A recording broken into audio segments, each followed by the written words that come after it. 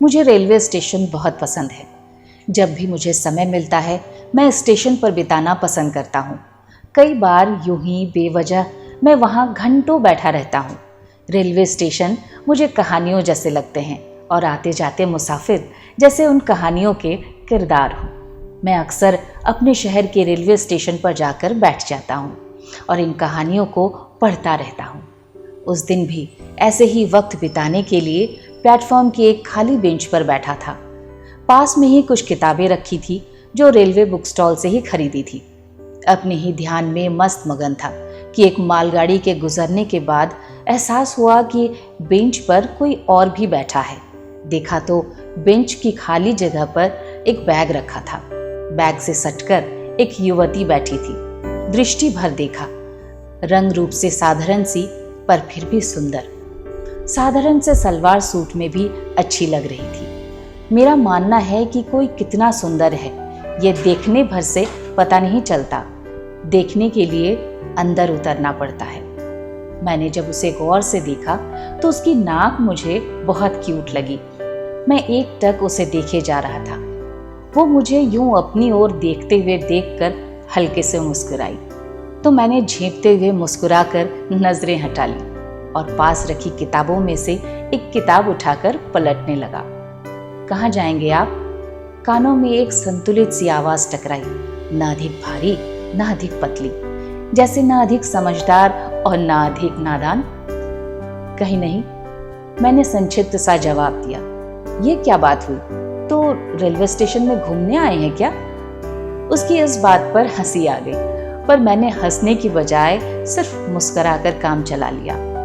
ऐसे ही समझ लो, मैं अक्सर यहाँ अपना वक्त गुजारने के लिए आता रहता हूँ। वाह, इंटरेस्टिंग। पहला ऐसा आदमी देखा जो वक्त गुजारने के लिए रेलवे स्टेशन पर आता है। करते क्या हैं आप? उसने बेंच पर मेरी ओर मुंह करके बैठते हुए पूछा। उसके चेहरे पर उत्सुकता दिखी। मैं लिखता हूँ। उन दिनों मैं बेरोजगार था तो मुझे और कुछ नहीं सूझा बताने के लिए। लिखता हूँ मतलब क्या लिखते हैं? ऐसे ही कविता, कहानियां वगैरह। ओह, मतलब आप लेखक हैं? उसकी बात में आश्चर्य मिश्रित खुशी थी। मुझसे मिलिए, मेरा नाम छुई मुई है और मैं एक टीचर हूँ। अभी हाल ही में मेरी जॉब लगी है। उसने अपना हाथ आगे बढ़ाते हुए कहा। मैंने सकुचाते हुए हाथ मिलाया और उसके नाम को दोहराया, छुई मुई।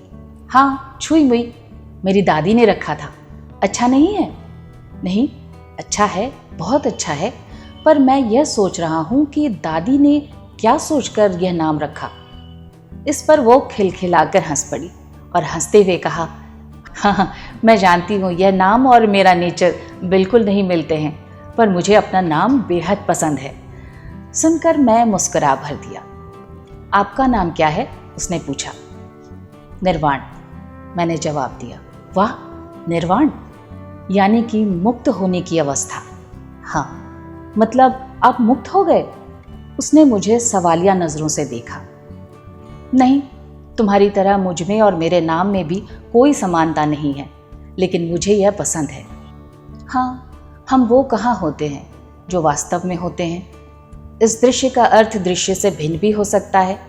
बात कहते हुए पहली बार वो थोड़ी उदास हुई और संभलते हुए उसने अपनी उदासी को बनावटी मुस्कान से ढक लिया। ये क्या है? ठीक से स्माइल करो ना। मैंने पता नहीं क्यों अधिकारवश उसे झिड़कते हुए कहा। यह सुनते ही उसकी बेमन मुस्कुराहट हंसी में बदल गई।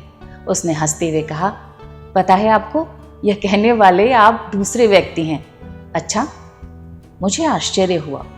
हाँ, पहली बार जब बोर्ड एग्जाम के लिए पासपोर्ट साइज का फोटो खिंचवाने के लिए गई थी ना, तब फोटोग्राफर ने कहा था। ओह, सुनकर मुझे भी हंसी आ गई।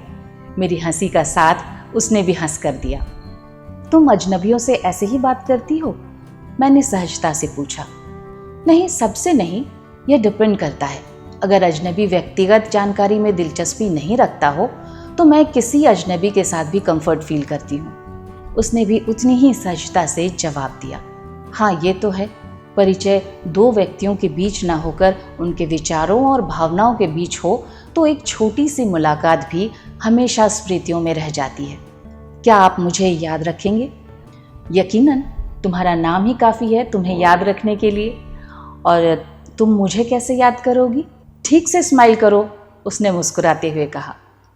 इस बात पर हम दोनों देर तक मुस्कुराते रहे, और यह मुस्कान हंसी और मुस्कुराहट के बीच की मुस्कान थी। हमारे महज होठ नहीं हिले, बल्कि पूरा वजूद मुस्कुरा रहा था। इस बीच अनाउंसमेंट हुई कि उसकी ट्रेन का वक्त हो गया है और जल्दी ही प्लेटफॉर्म पर आ रही है। वो बैग संभालते हुए खड़ी हो गई। मैंने अपनी किताबों में से एक किताब उसे उपहार स्वरूप दी और उसके दूसरे पन्ने पर एक छोटा सा मैसेज इस शर्त पर लिखा कि वो उसे अपने घर जाकर पढ़ेगी। उसने मान लिया और अपने बैग में से एक पैकेट निकालकर मुझे दिया कि मैं भी उसे घर जाकर खोलूं। हमने एक दूसरे की बात मानते हुए एक दूसरे को थैंक्स कहा। तब तक उसकी ट्रेन प्लेटफॉर्म पर लग चुकी थी। उसने अपना बैग कंधों पर लटकाया और पलटते हुए, शुक्रिया अजनबी इस खूबसूरत मुलाकात के लिए, ठीक से जाना, कहते हुए मैंने भी मुस्कुराकर हाथ हिलाते हुए विदा किया। मैंने घर आकर उस पैकेट को खोल कर देखा। उसमें घर का बना हुआ देसी गुड़ था। गुड़ देखकर मैं एक मीठे से आश्चर्य में भर गया। होठों पर मुस्कुराहट और आंखों में पानी एक साथ आया। मैंने जो उसके लिए मैसेज लिखा था, उसमें लिखा था, तुम्हारा नाम तो इमली होना चाहिए था।